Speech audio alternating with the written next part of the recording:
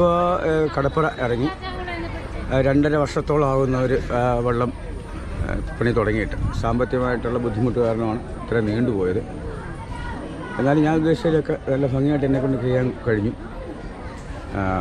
പിന്നെ അടുത്തത് നാളെ രാവിലെ 11 മണിക്ക് കീക്കൂർ പള്ളിയോടമാണ് ഇറങ്ങാൻ പോകുന്നത്. ഈ വർഷത്തെ എൻ്റെ 2 പുതിയ പള്ളിയോടങ്ങൾ ആണ്. അതിലൊന്ന് നാളെ 11 മണിക്ക്. അതെ, നാളെയും ഇന്നും നാളെയുമായിട്ടാണ് ഒരു പള്ളിയോടെ ഇറങ്ങുന്നത്. ചരിത്രത്തിൽ ആദ്യമായിട്ടാണ് അങ്ങനെ. രണ്ടും പുത്തൻ പള്ളിയോടമാണ്.